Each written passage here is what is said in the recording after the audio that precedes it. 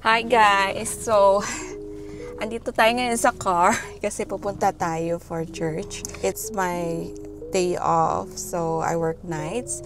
So, nagising ako around mga siguro, nagpa-alarm ako ng 2 p.m. pero bumangon na ako, I think mga 3:30 na ako. Okay na siya.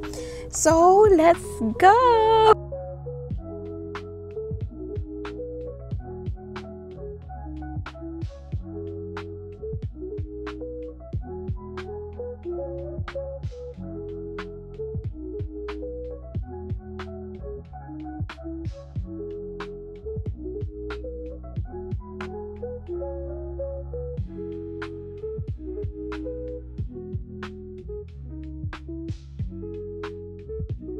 Oh, ito na siya guys. Mag-order na tayo. Meron silang bago ngayon. So, this is the Taulen. I think, wait lang. Kasi maraming ano dito ng, what you call this, branch ng Starbucks. I think ito siya. So, mag-order tayo. Tignan natin yung bagong menu nila ngayon. So, meron silang bago. May mga high protein latte sila. So, okay din tong no ice sugar free vanilla protein matcha. No sugar option. Ito ice banana cream protein matcha. Parang gusto ko to. Try ko tong ice banana. Pero i-customize lang natin. Instead of classic syrup. Wait lang. Instead of classic syrup. No syrup. Tapos, lang tayo. Add line ng syrup dito na sugar free vanilla syrup. Okay.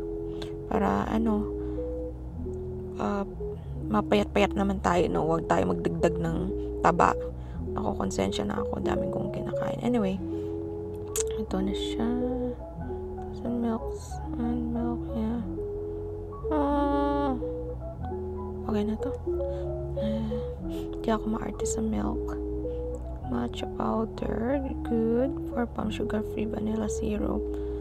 Tapos, itong banana cold foam.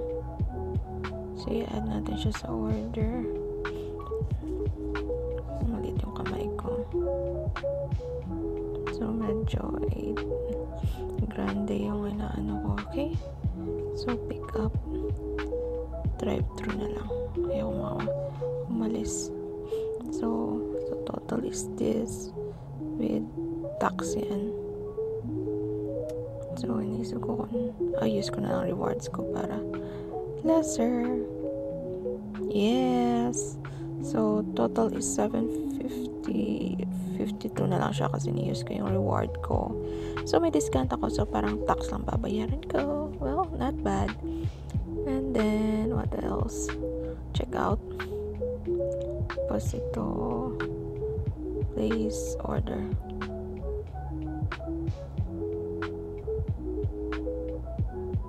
Okay. So, maghintay lang tayo. Mga siguro 3 to 6 minutes. So, around 4:42. So, not bad. So, we're just gonna wait for probably 3 minutes. As pipila na tayo dyan sa sa kanilang drive-thru. Very nice. Gusto ko tong branch na to kasi may stand-alone Starbucks siya. Medyo tahimik din. Na tayo. Alis na tayo. Punta na tayo dun sa front. At sabihin na natin yung order natin. So, magbabaking na ako.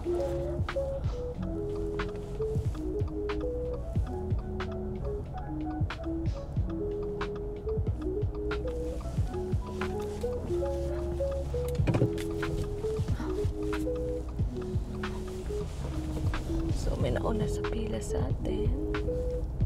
So, ito yung bago nila. Okay, magpila na tayo. Okay.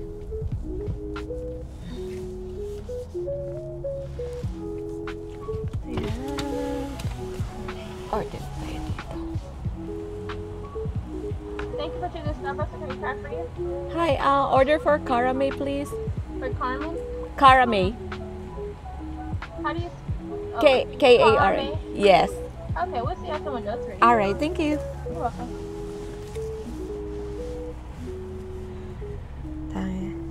Grabe, minorder pa yung pangalan ko. Yan, mahirap dito pag dalawa yung name mo eh. So, wala sila masyadong second name dito. So, either ini-use ko lang yung pangalan ko, Kara lang. Kara, that's it. Mga ganun. Parang, kino-consider nila yung May mo is parang akala nila middle name mo. Which is, hindi. Iba sa Pilipinas sa middle name. So, yan, isa sa mas struggle ko dito na iba yung middle name. Lagi ako nagsispelling bee dito ko dahil ngayon iba yung big deal yung pronunciation nila dito kasi tinatanong ko lagi, is it Kara or Kara? Mga ganun.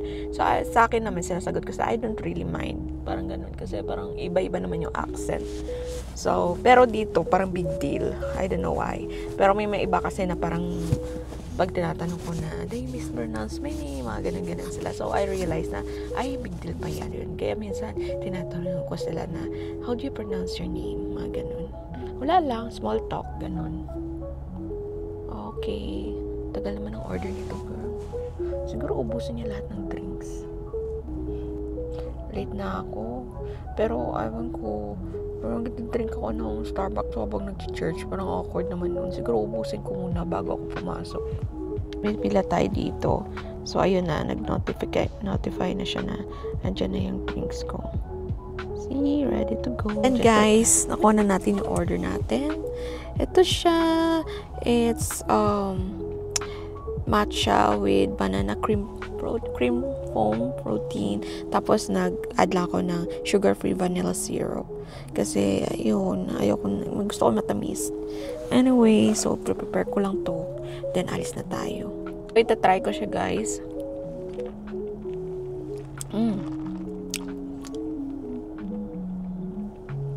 Na-overwhelm ako sa banana cold foam. Pero masarap siya. In fairness, masarap siya.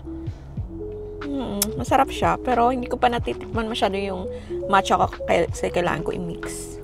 So, ayun. Punta na tayo sa church. Bye-bye! Istorya ko sa phone. Hi, mother. Say hi.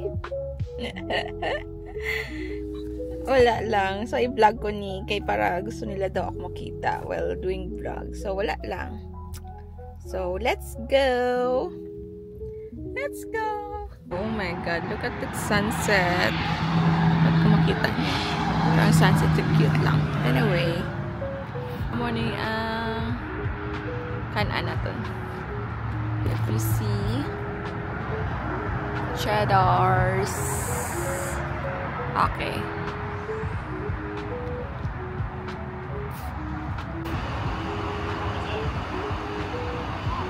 Dapat na makaon.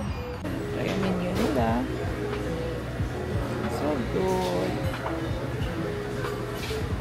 So, watch muna tayo ng mga fishes dito. Magte-text lang naman sila sa akin pag ayun na nga. So cute. Cute nila.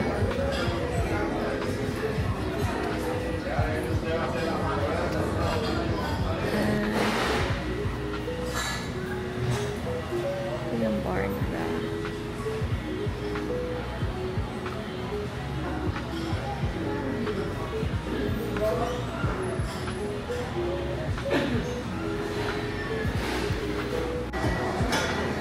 Cute. Now it's 7:01. So, wala naman ako masyadong plano ngayon. Planning lang na stay at home after this. So, tinamad kasi ako na umupo sa restaurant kumain. Kasi I rather eat at home. Kasi comfort zone ko yung bedroom ko at home. Tapos, ayun. So, magte-text na sa akin guys. Nandiyan na yung order ko. Okay. So, pay for your order before you arrive. Ay, nakapay na ako. So, ayun. Antay na lang tayo. Order ko, guys. So, ito, Dijon chicken, mushroom, baked potato with bacon. Tapos, broccoli cheese, Grabe, pang taba talaga yung order ko, guys. So, kasi hindi naman ako kumain whole day. So, you know, ito na talaga. So, just to check it, may free silang, croissant. So, gusto ko chine-check ko yung, yung food ko bago ako umalis. Kasi nga, minsan, baka kulang, you know. Just to make sure. Okay, so may size na siya. Nakikita ko naman. Okay. At parang walang rice. Sana pala nag-rice ako. Contrary to sinasabi nila, guys, yung mga southern food naman, meron naman siyang rice. Pero parang sides nila. Pero mostly yung kinakain talaga nila is, you know, bread. Actually, yung tawag nila ng biscuit or muffin, mga ganon. Pero, you know, masarap din kasi. Oh, ayan. So, ito yung order natin. Just to be sure. Oh, ito yung potato. Excited ako ito kainin. Masarap yan. Sure. Okay. Go home na tayo. Baba. So, guys, ito na. Gabi na siya. So, dito tayo kumain. Or, no. Nag-take out pala sa Cheddar's Scotch. Hello, ang ganda ng kulay ng sky. So, isa sa mga gusto ko, pag maganda yung weather dito sa Texas. Kasi maganda yung sky pag evening. So, ito, yung yung place. So, alis na tayo. Dito pala ang Cinemark. Hindi ko na-recognize na malapit pala ako sa sinya nila. So, yan yung makita mo sa malayo. You know, zoom ko. Yan, yung Cinemark. Yan yung namin dito. Yung movie house. Ayan. Wala lang. So, ready na tayo umuwi because we got the food. I'm excited to eat na because I'm so hungry. Kasi, di pa ako kumakain. So, that's what I do during off. After ko mag-duty. Kasi tulog ako niyan. Wala akong pagkain. So, I eat na lang sa labas. So, mas convenient. Plus, at least you try different dishes here sa US. So, ayun. Ang alis na tayo. So, nung bago pa ako sa US dito, gala ako ng gala. As in, na-bored talaga ako na sa apartment lang ako. But, you know, nung dito na ako, nagtagal na ako, I'm tired of driving. Parang gusto ko na lang sulitin yung binabayad ko sa renta ng apartment ko. Mahal din yun, no? So, I rather, higa na lang sa bed or mag-rat na lang sa bed ko. I know. Kailangan ko nga mag-workout. So, next time, parang naghanap nga ako ng gym para mag-enroll. So, sinasabi ko to sa lahat para ma-motivate ako. Para naman may ako. Kailangan ko na talaga mag-workout kasi busy ako sa work. So, kailangan ko talaga ng outlet ng stress ko. Saka din, para healthy. Because dito sa US, mahirap magkasakit, lalo na pag mag-isa ka lang. So, it's time to look after my health and also, wow, sinasabi ko talaga after kong order ng food na pangpataba. But, you know, bawi-bawi na lang. Sige. So, magde-drive na ako, guys. So, siguro yung pauwi is like, ilang minutes ba? Let's say, siguro mga 15 to 20 minutes from home. Pero hindi naman siguro abot ng, masyadong, Pero, yun nga. So, ayun, yung ginagawa kong yun. Magamit pa ako ng maps. Kasi hindi pa ako kabisado dito. You know, I hate to think about dito. Wait lang. Home. Oh yeah, mga 15 minutes nga away from home. Bye! Yun nga.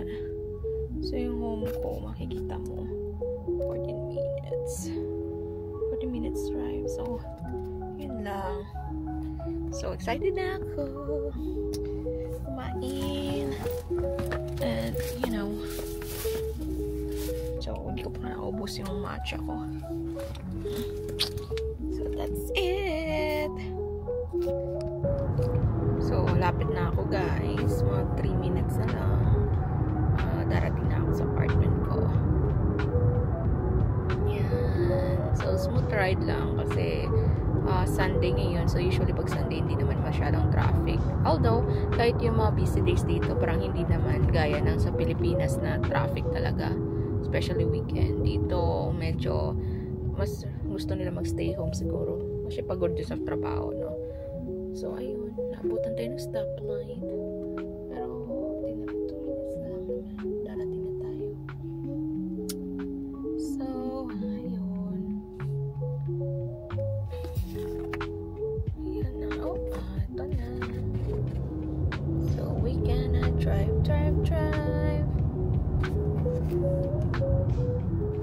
Smooth lang. So, it's 7:30 in the evening. So, ayan na. Isang stoplight na lang. So, apartment ko na.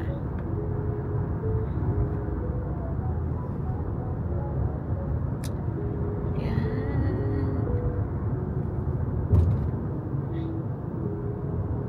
So, ayan.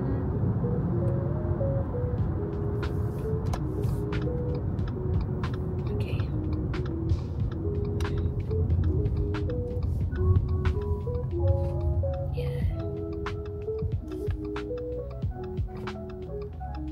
Yan, apartment ko.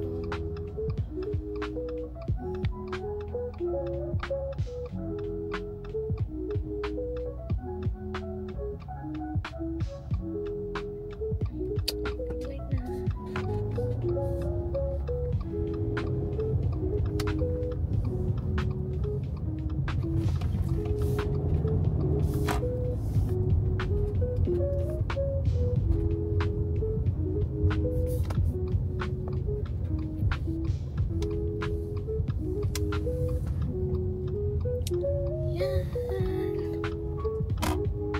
Okay.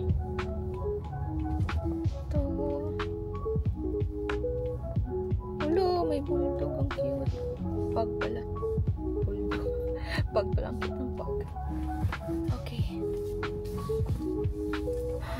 Ayun ako. Itong kuya na kapitbahay ko. Dadala na naman ng pagkain yung girlfriend niya. Wala lang. Chestmas ako. Cool. Okay, so magpa-park na tayo here. Okay. Okay.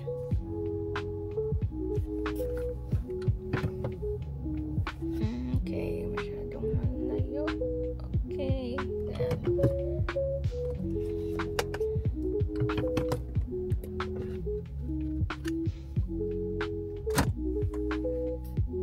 Guys, kunin ko lang yung food ko.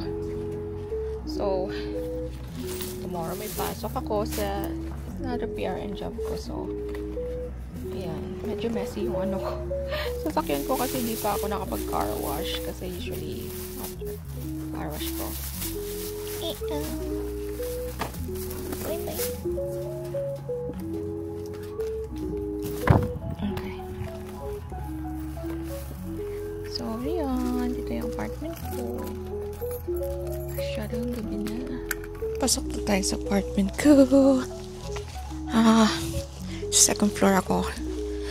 Kasi, wala lang. So, ito yung neighborhood ko dito. So, ang kaganda ng sa apartment ko, very bright siya sa light. So, ito na yung order natin, guys. So, nilagay ko siya sa oh, excited ako kumain nito ng potato. Ito yung gustong-gusto ko sa American food, yung potato nila.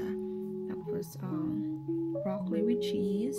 So, nag-order ako ng Dijon chicken. Parang grilled chicken siya with mushroom and mustard. And then, over rice. So, konti lang pala rice na. So, sana pala ako instead of nagdagdag ako ng seasoned rice nila. So, may siya, may croissant din siya. So, ayun. Yun lang. So, try natin itong, it looks good. Ang daming tao dun kumakain. Just that, ayoko lang mag-stay dun. Kasi ayun nga. Parang tinatamad ako mag-stay. Take out ko naman. That's it, guys. Kakain muna ako. So, yun nga, thank you sa pag-stay sa akin at pag-watch ng mini vlog ko. Kasi nag-start ako kasi sayang din naman. Bumili ako ng camera, hindi ko magagamit, no?